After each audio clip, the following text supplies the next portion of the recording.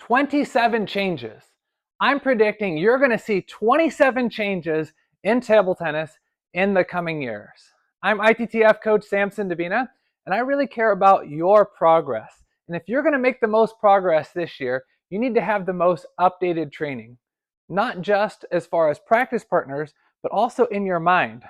How you understand the game, how you understand your playing system, how you understand how the game is developing, and how you can get ahead of your competition. Let's dive into this. Number one is related to timing, and that's depth awareness. Most players are very, very aware if the ball is going to their forehand or backhand or middle. There's not enough focus on depth awareness. This is critically important, regardless if it is timing the ball to push short, measuring for half long, blocking a spinny loop, being able to find the position to counter loop. You got to have depth awareness. Right now, there's not that much training that's focused on that. In the future, you're going to see more depth awareness training. The second thing, and this is a really big one, is the timing of the stroke as the ball is crossing the net. Worldwide, I think that Christian Lillarus is probably the only one that really focuses on this a lot. And you're going to see more and more training about this in the future. Most stroke and footwork problems are related to the hand going back too early. So when the hand goes back too early, it's not in sync with the body or in sync with the feet. It causes a lot of problems. The longer you can keep your hand in front, preferably keeping it in front until the ball crosses the net, the easier it is to have an adjustable stroke. You don't have time and it's a small stroke. You do have time and it's a bigger stroke. The ball's a little bit higher, a little bit more to the inside, a little bit lower, a little bit faster, a little bit slower. You're going to be able to adjust. So regardless if you want to have an adjustable stroke, regardless if you want to move for the ball, it all starts with the foundational aspect of keeping your racket in front until the ball crosses the net. Most of your stroke problems, I'm going to say 95% of your stroke problems are going to be solved if you can develop the discipline to keep your hand in front until the ball crosses the net. Number three is tactical timing. So right now, most players have a preferred distance that they like to play. Backhand, middle, backhand, forehand, but they're not able to intentionally adjust the timing to mess up the other guy. Why? Because most of their career, they've thought about, I'm going to surprise them over there, I'm going to surprise them over there, and they think about their speed and they think about their location change, but they don't think about actually timing the ball at different timings. Eugene Wong does this really, really well. If you notice, when he'll do a backhand to backhand rally, he doesn't always just think, I have to change over there. No, he'll actually adjust the timing of the exact same ball, which in turn messes up the other player. But this has a lot to do with these two, especially the depth awareness. It's very difficult to have a tactical timing change on purpose if you're not even aware of where the ball's at on the depth. 27 changes to table tennis. Number four is forehand positioning. So in the future, as it relates to positioning, I feel there's going to be a lot of difference with forehand positioning than what's been taught in the past. So one thing that you'll notice is watch Harimoto's game and how it developed within the last 2 years. Previously, he was staying on this line. Okay, if you're staying very, very close to the table, these balls are easy to play, like early timing backhand. These balls are easy to play early timing forehand. And if you play backhand from the middle, that's fine. But if you play somebody that's playing off the table counter looping, it's very difficult for you to play your backhand against their forehand. So what ended up happening to Harimoto? He played a lot of players that would back off and give him very deep balls to the middle. And if you stay close on forehand, this ball is really hard to play. So what change did Harimoto make? From the deep ball to the middle, he now goes back, finds the position, and then is able to counter loop. So he stays close on almost all the balls except for this deep one to the middle. How does this apply to you? Well, if you're a player that likes to play close, realize that there are some balls, especially when your opponent is off the table, he's giving very deep here. If you do play forehand, it's nearly impossible to play good timing with forehand from here. So just like Harimoto, you're going to have more depth awareness and to be able to play a little bit off the table at that time. What else? In and out footwork. I feel that as you develop more depth awareness, you're going to have to also develop the footwork to back it up. I know Massimo, he practices quite a lot of in and out footwork with his students, but I don't know that many other coaches worldwide that are actually practicing in and out footwork. Most players, they understand somewhat of how to do one version of it, but there's actually 2 or 3 different versions that I feel like players are going to have to learn. Why? Because some of the versions for the in and out are more stable when you know it's here or you know it's here. And then some versions of the in and out are when there's suddenly a surprise ball, extra short or extra deep. So I feel like in the future, there's going to be more taught as far as in and out footwork. Another huge one is energy transfer. Let's say, for example, I'm here and I play a forehand and the ball goes there. Maybe I can move and I can really transfer the energy from this foot to this foot. I'm maybe putting my weight 80-20 to 20-80. Very, very good weight transfer. But what happens when I get surprised here? When I'm surprised, obviously I can't put a lot of weight to the right foot because I'm late, so I'm going to be off balance. So what do I have to do? I have to be able to go more from neutral to left as opposed to putting too much weight down on the right foot. This requires a different type of movement. Instead of your traditional shuffle, this is a different movement that requires more evenly balanced weight as opposed to too much on the right. This same principle also applies to backhand. If I have time and the ball goes to my wide backhand, sure, I can move and I can transfer the energy from the left to the right. But what happens when I don't have time? Well, then it's going to have to be more neutral to right as opposed to putting too much weight on the left foot. So I feel in the future of table tennis, this is going to be one thing that's really taught a lot. And I feel players are going to be spending an hour or 2 hours a day of learning this principle, especially at the intermediate to advanced level. I feel this is not trained nearly enough, is the energy transfer. How much weight do you transfer? The player needs to be in control of that. He needs to be able to say, oh, the guy's off the table lobbing. I have more time to transfer more energy from one foot to the next. I'm in a backhand to backhand rally. Bang, I get surprised to the forehand. Guess what? It's going neutral to left. I don't have time to put all my weight on my right foot. Number 7.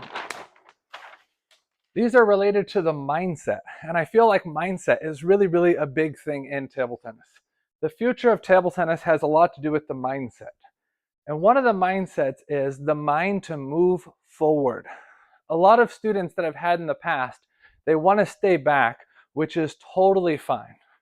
But one thing I've told Senra many times before is it's fine to stay back here and spin as long as you have the mind to look forward and finish. If the guy is looping or blocking or kind of looping deep here, that's fine, it's in the zone. But if he loses the timing and he hits a weaker shot that hits up in here, this is really your opportunity to finish with more speed, wider angles, put more pressure on him. And if you're back here spinning, spinning, spinning, and you don't have the mind to come forward, then the mindset is off. It's not that a lot of players don't have the ability to come forward, it's just they're losing these opportunities on these shorter balls because they're just used to staying back here and spinning and spinning and spinning. Even if it's a footwork drill, have the mind to come forward. In the future in table tennis, I think you're going to actually see coaches oftentimes asking their players, instead of just blocking normal, block sometimes a little bit short. Now, in the past, the reason for not doing that is, well, a player wouldn't want to intentionally block short and high like that, would they? Well, they might, but the reality is in match play, when the offensive player is hitting here and here and here and here and here, the blocker isn't always adding pressure. Sometimes the blocker is a little bit surprised and going to give a short ball by accident. So players need to take advantage of this. So if you're a coach and you're at a training center, instead of just telling your players, yeah, warm up with 2-2, tell them, okay, block 2-2, but sometimes on purpose, block a little bit short. The attacking player that's attacking here and attacking here and attacking here has to have the awareness that if it's short, bang, I'm going to move forward. Number 8 is returning nets and edges. When the Chinese national team a few years ago came to the US, one of the things they said they were surprised about was, why don't the American players try to return the net balls? This is kind of like an obvious thing that, of course, you should get the net balls back. So in the past, people have said, well, you can't really practice returning net and edge balls. I actually think that you can. Okay, take one player and have the player just practice dropping the ball right here. If the ball hits the white line, then you loop. If the ball hits the edge, then you return the edge. So just have one player stand here and throw the ball and just practice that adjustability. The adjustability to return edge balls is good because it's not just a matter of how pretty your stroke looks. It also has to do with how adjustable your stroke looks. As far as returning net balls, the mindset to move forward, this is the big key. Okay? If I'm staying on this line, playing backhands and playing forehands, and the ball hits the net, I have almost no chance. But if I'm staying on this line and I have the mind, I'm ready to move forward, and the ball hits the net, guess what? I can move forward. Same principle as far as practicing edge balls can be applied to practicing net balls as well.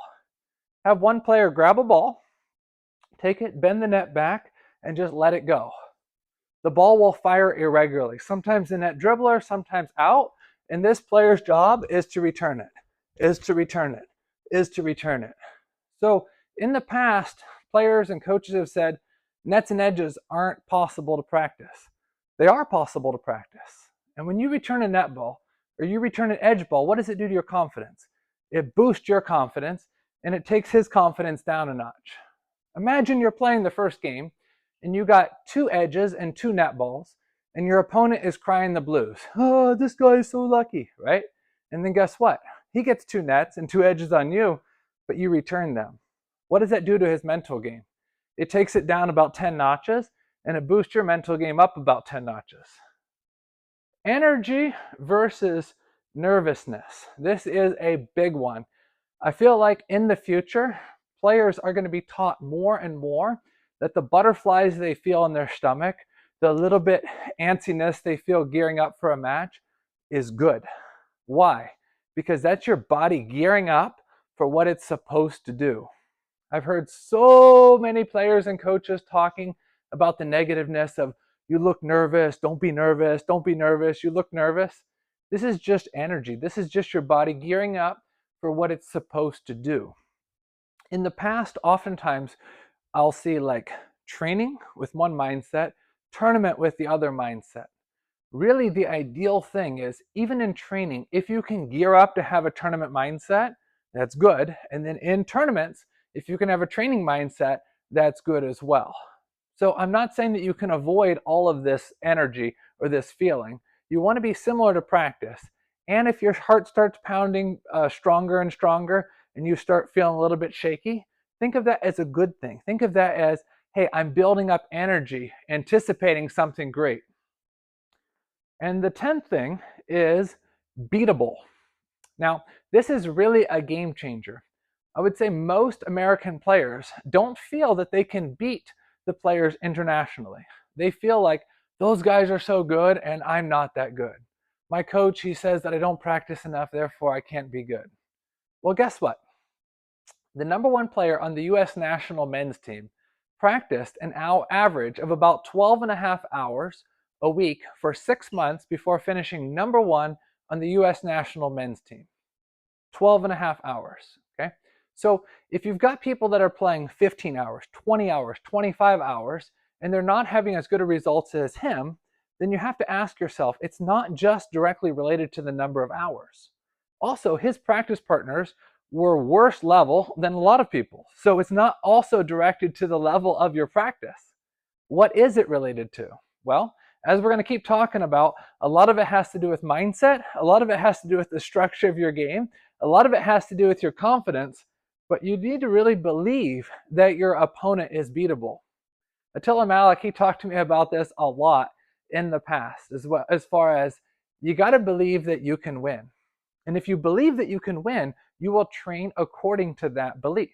Think about Kanak Jah. When he goes out and he plays the world's top players, does he think he can win? Absolutely. He has a lot of skills that are worse than theirs, but he can win. Why does he feel he can win? Because he has confidence in his skills. Even though his skills are less, he has confidence. So what happens? He trains according to that belief, he lives according to that belief, and then he acts accordingly in the match play. So you have to believe that your skills are good enough. And if they're not, develop the skills. Number 11, this one is possibly the most critical, and this is tactical. Wide backhand, okay? So let's just say, for example, you are here on this side. You gotta be able to attack the wide backhand. This is crazy important to be able to play wide backhand. I've bounced this concept off of some of the world's top players, and everybody agrees this is not practiced enough, this is not developed enough, and there's only benefits, there's no downside to be able to attack wide backhand. So many rallies are backhand to backhand, backhand to backhand, backhand to backhand, and then one of the players will change to the middle or wide forehand, and then they'll begin a counter looping rally. Not that many rallies are backhand to backhand, backhand to wide backhand. Oftentimes when you hit that ball to the wide backhand, the ball directly goes past your opponent. If he does get it back, oftentimes he's reaching back and he loses the timing and gives you a weaker quality ball to the middle, and this one you can play wide to either side. So knowing it and practicing it are two different things. How in the world do you practice this? Well, even in your warm-up, practice playing wider. Some of the themes for your drills, you say, hey, the drill is random against backhand, but practice partner, instead of just hitting here, I'm going to play some balls wider, okay, so that they're aware of it. Multi-ball sessions, this is a great time to practice your location. Robot sessions, this is a great time to practice your location. Having the understanding that wide backhand is going to be a huge, huge, huge key to the future is one thing, but actually practicing that, that's another thing. It's so surprising on how effective hitting to the wide backhand is. Imagine if you hit to the wide forehand. You're a righty and you're playing another righty, and you hit to the wide forehand. It could be a good thing, or it could be a bad thing. The opponent could chase it down and hit a forehand around the net. He could hit a full power shot to your middle. He could hook it wide to your forehand. There's a lot of good options that there are out there. But the wide backhand, you're in a rally close to the table, backhand to backhand, you play to his wide backhand, there's not many good options. Number 12 on the future of table tennis is serve and serve return from and to different locations. So in the past, throughout the 80s, 90s, and 2000s, players would oftentimes serve here from the backhand corner. Why? Because they wanted to play third ball attack with forehand on the first ball. The future of table tennis is not serving from here. It's serving from different locations to different locations. A lot of times people will say, well, I have a hard time returning lefty serves. Well, a lefty pendulum serve here is exactly the same as a righty's hook serve or a righty's reverse pendulum going that way. So if you want to get the most out of your serve practice, if you want to get the most out of your game, if you want to develop the strongest playing system, you have to practice serving from and serving to different locations. A lot of times people want to get a direct ace off of their serve. That's fine, but the main mindset for a world-class player should be to get them to lose the timing. Once they get a little bit tricked on the timing and they give you a weaker flip or a weaker push, that allows you to third ball attack strong. And that really should be the goal, is not just directly win the point from the serve, but set up the sequence in such a way that you can win the point. That's the ultimate goal. Number 13 is different timings with serve return, with receiving. Joshin, when I talked to him in the past, he talked to me a lot about timing the ball differently on the receive. A lot of times people want the ideal timing for backhand flip, okay, or even forehand flip for that matter. But if you have the ability to flip normal timing, late timing, and then very, very, very, very late timing, what does this do? Well, it makes it more deceptive from you, but it also makes it more useful for you. So I feel like in the future, being able to do different timings for the serve return is going to be something that people are dedicating a lot of their training time to. Same thing for short push. No matter where I go around the world, I see players practicing short push, short push, short push, short push with early timing. Okay, is that realistic? No, oftentimes it doesn't happen like that.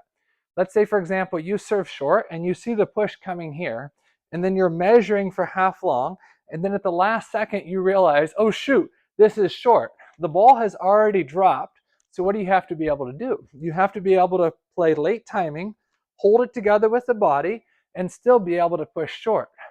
So in the future, you're going to see a lot more of this type of practice. Different timings on short push, different timings on long push, different timings on flip, and different timings on loop as it relates to serve return.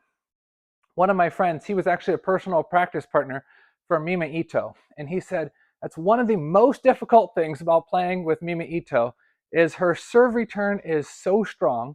She has so many different timings that she's able to play. It's difficult to even get an advantage on your own serve. The future of table tennis. We're still working through 27 different ways that I'm predicting that table tennis is going to be changed in the near future. If you like this video, before we jump into the next ones, make sure you hit that like and subscribe button down below. Fitness, the future of table tennis. I personally feel like fitness is going to be much different than it is right now. Fitness at the table. Oftentimes, a 2-hour session gets done, and then players go to the gym for a half an hour. That's not bad, but I feel like in the future, there's actually going to be fitness session that happens at the table, whether it be with weights, with bands, with medicine balls. The visualization of actually being at the table, having your racket here and picturing what that fitness does and carrying over to the table makes a lot of sense.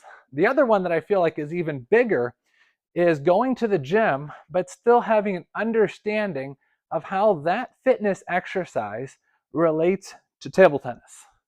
Imagine if you do something like bench press. You go there and you do bench press. Does that have a lot to relate to table tennis? No, it has a little bit. Imagine you go to the gym and you do forward plank. Does that have a lot to do with table tennis? Well, it strengthens all the muscles, but in your mind, it's not actually making it better. Imagine if you did a specific exercise in the gym and you were able to visualize how that helps with table tennis. Imagine that you're thinking about your backhand and how your coach told you you need a little bit more weight transfer and you also need to be able to use your core better on your backhand. Right? So now imagine you have a medicine ball and you do very, very small movements with the medicine ball, throwing it against the wall. You visualize yourself doing this in table tennis. Is that going to have carryover? Yes, because those are the specific muscles that you need, but you're also strengthening your mind.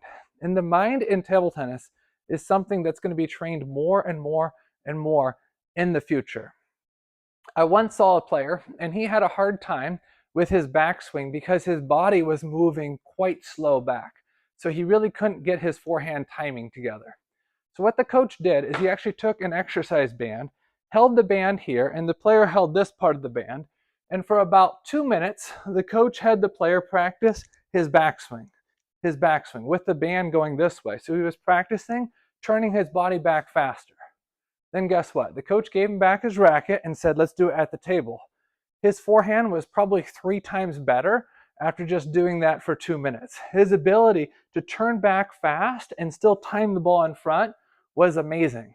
Was that a physical problem? No, it's actually a mental problem because in 2 minutes of physical training like that, his body didn't somehow get stronger. What happened? He changed his mind and then he realized, okay, my muscles need to do this in order to be able to respond. So I feel like in the future of table tennis, both of these things are going to be big keys to actually bring the fitness equipment to the table, visualize the table and do it there. And then the other one is when you go to the gym, regardless of what you're practicing, you got to be able to visualize some kind of a stroke. You're doing your wrist training here with a small weight. You're picturing when you're doing your loop, that movement right there. You're picturing when you're doing any kind of leg work that it's very, very explosive that's going to help you. You picture when you're doing your core work that you're able to keep your abs crunched as you're doing backhand rally. So I feel like these two things are going to be huge fitness things in the future. Balance and core and connection. You got to have the muscles connected together. If you're able to transfer the weight with your legs, but it's not connected to the core, or if you're able to use your core well, but it's not connected to your shoulder, your elbow, and your wrist, it doesn't do any good. So you're going to see a lot more things as it relates to balance and connection. And then you're also going to see a lot more things in connection to rest days. There are things that you can do to improve your flexibility, to improve your balance on your rest days. Traditionally, players will get back from a tournament. Let's say they get back from EULA teams, and they maybe just stay up and watch Netflix for 5 hours, and then don't do anything the next day, don't do anything the next day, don't do anything the next day. And then by the fourth day, they try to get back to training, but their body is already atrophied. They're kind of in vacation mode. They get injured, and now they're out for another week. So in the future in table tennis, I feel like players are going to understand more importance on rest days, of what they can do, how they can keep their body in shape, how they can stay hydrated, how they can get the proper amount of rest without intentionally messing up their sleep pattern, how they can work on some things that are less physically demanding even on the rest days. Because like I said, if you take off 4 days from training, that's fine, but if your body atrophies and then you go back into an injury, that's not helping much. Preparation. I feel like these next few the changes that you're going to see in the future are related to preparation, tournament preparation, training preparation. Number 18 is reverse preparation. What in the world do I mean by that? Well, traditionally players practice a certain thing, whether it be their playing system, basic strokes, whatever, and then as they get closer to the tournament, they start thinking about their opponents. And then maybe an hour before their big match, they'll watch a YouTube video and they'll strategize with their coach. It's not bad, that's good. But the problem with that is strategizing an hour or even a day or 2 days before that important match. There's not that many changes that you can really make at that point. I'm convinced that you should start by picking out your rival before the season begins, or your few rivals, maybe 3, 4, 5 rivals, and structure your game to beat them. Develop a serve to beat them. Develop serve return to beat them. Develop everything in your game to beat those specific opponents. And then when you get to the tournament, then you say, hey, I'm just going to play as I've trained because I already have the weapons to beat them. When you don't look enough in detail at your specific opponents initially, and you wait till a day before you're playing them, it's very difficult to change your game. Now, you might think, well, maybe I can change my serve a little bit and serve a little bit more here, or maybe I should push a little bit more there. That's fine, but you have to realize that when you're making tactical changes, especially ones that you're not used to, maybe it's bad for him, but it could also be bad for you. Number 19 is specific themes. Each and every drill in the future is going to have a specific theme. Everybody in the training center, you got 60 players on 30 tables training, and everybody's doing forehand, middle, forehand, backhand, forehand, middle, forehand, backhand. That's fine. Everybody doesn't have to have the same drill.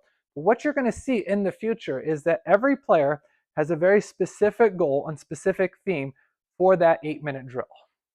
If the coach goes by and says, what are you trying to accomplish here? It could be, I'm trying to accomplish more push off with my feet, or I'm trying to focus on a little bit more acceleration with my finger, or it's trying to be, I'm trying to keep my racket a little bit more in front and keep it connected with my body. Or as I hit the ball, I'm trying to hold the ball a little bit longer to carry the ball a little bit deeper. Regardless of whatever the theme is, I feel like in the future, every player is going to know specific theme for every single drill and have a goal, and it's got to be a measurable goal. What else? Personalized preparation. I feel that everybody should have a routine that they do. Now, some routines are superstitious and they're not helpful. The reason that superstition is bad is because if you wear a green shirt to play table tennis and you win that match with a green shirt, you play the best match ever, and you contribute your win to that green shirt, then you're missing the real point. If it was the best match that you've ever played, then obviously you did some things really, really, really well, right? So if you did some things really, really, really well, then you need to be able to continue that. And if you're superstitious and you say, well, I played really well because of that shirt, okay, then what's the problem? Then you contributed toward that shirt, and it's difficult to continue with those themes. So personalized preparation means not superstitious, but understand what works for you. Hey, typically I was getting 10 hours of sleep the night before the tournament. My body wakes up a little bit stiff. That's unusual for me to get 10 hours. So when I actually sleep 8 hours, it actually works better for me. You know, before when I got to a tournament and I would practice 20 minutes before my first match, my performance wasn't that good. But when I get there and I practice 2 hours before my first match and play 4 practice matches, my performance is better, right? So it's not superstitious. It's actually a personalized preparation that each player will know what it takes for them to perform well. Match mindset. And this is one thing that Eugene talked to me about quite a lot before, as far as, Samson, would you go for that shot in a match? Is that realistic? And reality is, not just for me, but for many players out there, they were practicing things that they would not do in a match. The decisions that they made, whether it be too passive or too active, or whether it be wrong timing or whatever, it's not related to a match. So if you're going to get the most out of your game, and if you're going to have the best preparation in the future, you really have to have a match mindset, a game mindset all the time. 27 things that I predict are going to change in the future. Time efficiency. I feel like in the future in table tennis, time efficiency is going to be a big one. A routine. It's important to have a routine. Really, really, really important to have a routine. Why? Because that allows you to be efficient. Okay, so regardless if you're a professional athlete or not a professional athlete, when you get up, you got to have a structure. You can't waste 3 hours of your day just pushing the snooze button over and over and over. You got to have a wake up routine. Shower, workout, notes, reading, whatever you do in the morning, you got to be on a routine. Same thing applies to training. Some people are in a structured training environment. Other times people are just meeting up with a friend or a practice partner to practice. But you got to have a structured routine. Having a structured routine is one of the biggest keys for many of the most successful people in many aspects of life, whether it be business or sports or whatever. You got to have a routine. Number 23 is multi-ball combo drills. Now, this is something that the Chinese national team has been doing a lot more recently, and players around the world are doing it a lot more. So traditionally before, in multi-ball, maybe you would set up a box here, and the coach would give you maybe one short ball here, and then you'd hit it back, and then he'd give you one long ball here, and then you'd hit that one back. That's fine. It's not bad. But the problem with normal multi-ball drills is you're not getting the residual spin from your own ball. So what a lot of coaches and players, you're going to see this in the future a lot, is they play the same ball. So the coach feeds the ball, the player plays, the coach hits the same ball back, and then they make that shot. And then again, we get that sequence again and again and again. So it's a 2-ball connection. Same thing for counter loop, same thing for opening loop followed by follow-up loop. The coach will feed, let's say, half long to the forehand. They make the opening ball, coach plays counter loop, and then the player plays counter loop back. So multi-ball combo drills is what you're going to see a lot more in the future. That the coach or your practice partner is playing the same ball. This is a much more efficient training session than a coach that's feeding a ball and then just hitting other balls out of his hand that are not related to the ball that you just hit. You're going to see this a lot in the future. Mental training. Mental training. Why is the mental game important? Because your perception of everything in training is the foundation for your training. Okay? So number 24 is confidence. What is confidence? It's having the skills and trusting the skills. So in the past, mental training has often been done after training. So the players sit down and then they'll have a mental session with a sports psychologist after training. I'm convinced that in the future of table tennis, you're going to actually see mental training actually happening during training. Why? Because during training is when you hit the best shots. Let's say, for example, you had a problem after the wide forehand at being able to play that surprise ball to the middle. When you got surprised here, you weren't able to move your feet fast enough. Then all of a sudden, after trying it for an hour, you get one that you're able to sync it together and you're able to time it right. The coach says, stop, close your eyes, and visualize that one. Rehearse that one in your mind for 20 seconds. The player does it. He remembers it. He just boosted his confidence. and it's directly related to his own skill. See, a lot of times when people want to play more confidently, they'll watch other people. They'll watch YouTube videos of the world-class players. And that's fine to watch Fan Zhendong, but the thing is, you realize you're not Fan Zhendong. So watching him doesn't give you more confidence. Where does confidence come from? Having the skills and trusting the skills. So as you're able to feel that you yourself just did that, that boosts your confidence up. Previously, maybe you weren't able to connect backhand flip with backhand loop. After you played this ball here, you weren't able to get back fast enough and play the next ball. You try it, you try it, you try it, you try it, and then all of a sudden, bingo, you got it. I don't know what you did, but there was something that you did.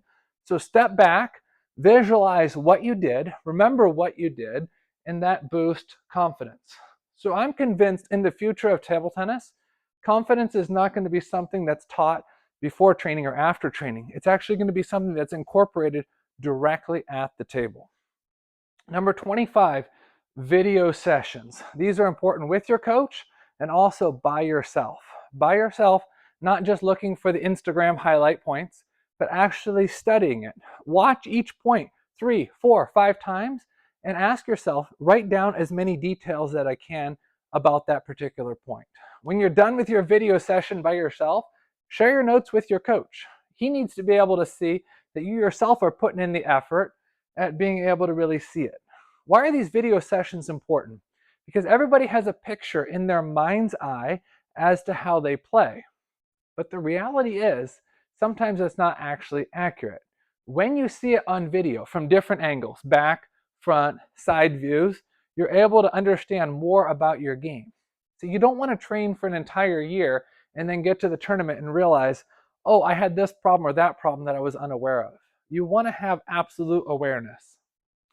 Number 26 is discipline on how to react. This is something that I personally feel like is going to be taught and trained a lot. The way you react in tournaments is a trained response. So guess what?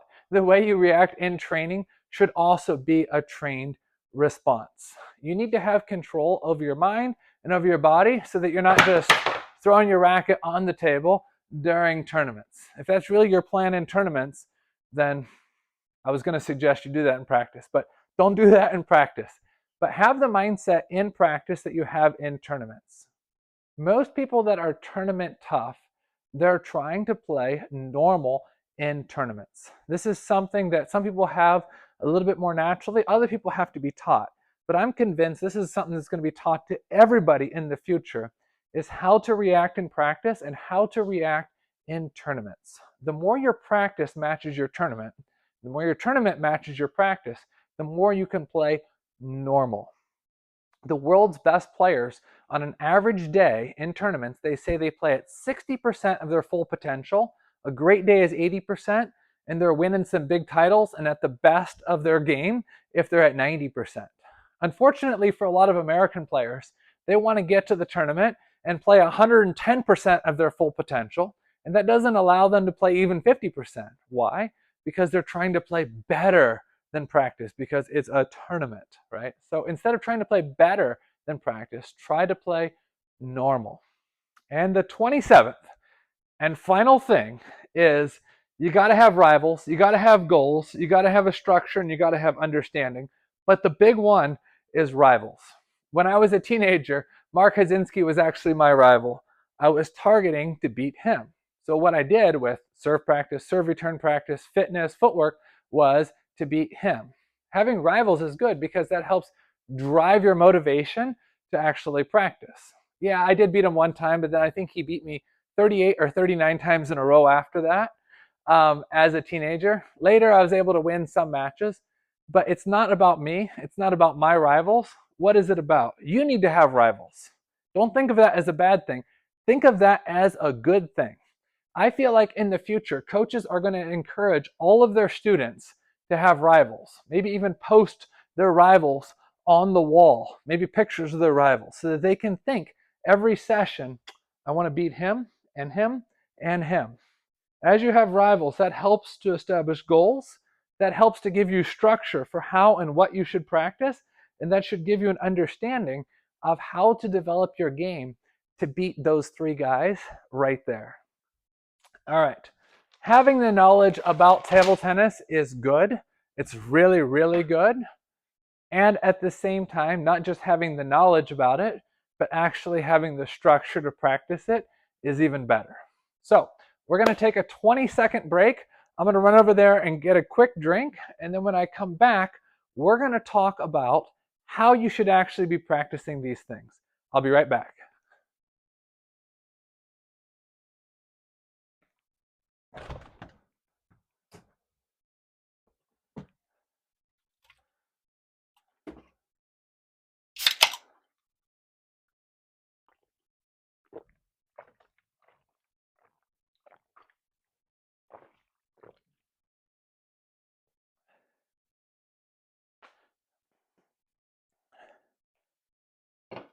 All right, welcome back. So we're going to talk in just our last few minutes here about how to practice these things right here. Here on the Power Pong YouTube channel, we really want you to have a quality product, a quality robot, but having the drills, having the understanding, having the knowledge, having the ability to track your progress is what we're really all about. If you're liking this video, make sure you hit that like and subscribe button down below and turn on the bell so you don't miss any more videos. Depth awareness. You got to do drills for depth awareness. Set it for one shorter, one deeper, and just practice in and out movement for the backhand. Then randomize it so it's either shorter or deeper. See where the ball's at and then do the movement. Same thing for forehand, same thing for serve return. Do one backspin serve short here and do one backspin serve a little bit longer. And be able to get used to timing the ball here, timing the ball here, timing the ball here, and timing the ball here. Then hit random, and then hit random with scatter, so you're getting a bigger zone. You can do that with any of the Power Pong robots. Number 2 is as the ball's crossing the net. So you can record yourself doing this. Set up your robot and keep your racket in front. As the ball crosses the net, you're taking your hand back and swinging. As the ball's crossing the net, you're taking it back and swinging. This is much more easier with robot training than with a person. Why? Because the robot's patient. With a person, your practice partner might get fed up for you doing something weird. But with the robot, this is the perfect time to develop it. Number 3 is tactical timing. So you want to be able to play some balls here and then some balls, maybe different timing. Again, this is something that's much easier to practice with the robot than with a person. Positioning, forehand positioning.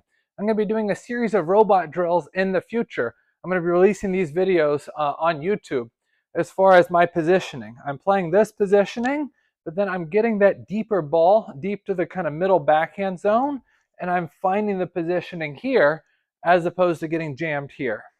In and out. Robot training is perfect for doing in and out. Whether it's one systematic ball and you're playing on the rise, on the fall, on the rise, on the fall, whether it be systematic where you're moving in and out, or whether it be a surprise random, in and out. Energy transfer, we talked about that before. When you see where the ball's at, you have the ability to transfer the weight from one foot to the other foot. When you get surprised, let's say you set up a robot drill, backhand, backhand, backhand, surprise, backhand, surprise, backhand, backhand, backhand, backhand, backhand, surprise. When you get surprised, obviously you don't have time to transfer the energy from this foot to this foot, so it's going more neutral to left as opposed to right to left. What else with robot training? Mindset, the mindset to move forward. So what I would recommend with your robot training is set up a drill like random and just practice for a couple minutes, just staying in your zone and spinning. Now do random, but out of, let's say, 8 balls, set one of the balls for shorter. So you're looping, looping, looping, and then the ball comes shorter and you're stepping forward. Like I said, the mindset to move forward is a huge thing. Returning nets and edges. You can actually set the robot up to give you a net ball again and again and again. So set the angle of the head correctly so that it can give you a net ball. I'm convinced this is one thing that you should be practicing a lot. Energy versus nerves. This you can practice in your mind, mentally gearing up, challenging yourself during robot drills, and even keeping score against the robot. Beatable. Again, robot training is one of the best ways to reinforce it in your mind, your rivals. Reinforce in your mind that these people are beatable. I was never like a world top player, but the one time that I did break 2600, it was actually the time that I was practicing with the robot. I was doing about an hour a day of robot training. Why did that help? Because it gave me time to actually visualize it. It gave me time to personalize some of the things that I had worked on. And it gave me time with the robot to actually focus on developing strengths. Hemming Hugh actually talked about that this summer when he was actually in Ohio. He said, when I was at a training environment with very, very, very high level players, I was just reacting to their shots. They were hitting so many strong shots that I was just hanging on for the ride. He said, I actually developed best when I was playing with players a little bit lower than me or at my level. Why? Because I was able to develop my playing system and force my game on them. And that's really one thing that you can develop with Power Pong robot training is the ability to develop strong strengths. And these strong strengths are what allow you to be mentally strong. I talked earlier about this. Confidence is what? Having the skills and trusting the skills. And if you don't have strong strengths, it's hard to be mentally strong. Tactically, wide backhand. Robot training is perfect for this. Your practice partner might get fed up with you. Let's say your practice partner's on this side. You keep going for wide shots, wide shots, wide shots, and he keeps picking up the ball. The robot doesn't get fed up with you, right? So actually, you can put some kind of a marker on the table that you have to hit the ball in this zone. Push the limits. You got to push the limits just like anything else. Serving to and from different locations. For my online students that I'm teaching with using the Power Pong robot, I tell them, do serve practice between robot drills. So you do 1 minute of footwork with the robot, then you do 10 serves. 1 minute of footwork and 10 serves. It's the most time efficient thing that you can do. Receive timing. This is again something great that you can practice with the robot. Have it serve to you. Let's say, for example, short nose spin to your forehand. Practice flipping fairly early timing. Top of the bounce timing. Later timing, and just as the ball's almost ready to bounce, a second time. Okay? So receive timing, this is a tactical variation.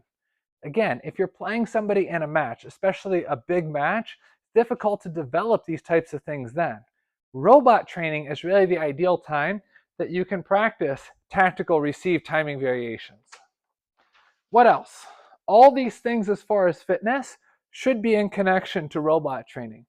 Robot training is great fitness, and between robot sets for me personally, I do fitness sessions as well. So I'm convinced that that should be done at the table in conjunction with robot training. What else? Preparation, reverse preparation. As you have more detailed notes early on about your rivals, and as you're able, even early in the season, to understand what needs to be developed, these need to be played out during your robot sessions. So your rival is T-Mobile, and you personally feel like the skills that you need are this, this, and this. You set up those scenarios early on and get repetition. Then in match play, you'll have confidence to use those. But if your preparation to play T-Mobile doesn't start until an hour before the match, it's already too late. It'll actually hurt you more than help you. Specific themes. And this is one of the biggest things with robot training. I tell all my online students, every drill has to be measurable, and every drill has to have a very specific theme. This is one of the biggest things that you're going to see in the coming years with table tennis. Everybody, whether it be robot training or training with a partner, everybody can do the same drills, but within that drill, everybody has to have a specific theme. Personalized preparation, we talked about that earlier, and then match mindset. Even when you're playing with the Power Pong robot, you got to be able to picture an opponent over there. If you just see a black pipe in a net and you're just whacking the ball and you can't actually picture an opponent over there, it's not going to do that much good. Same thing when you play with a person.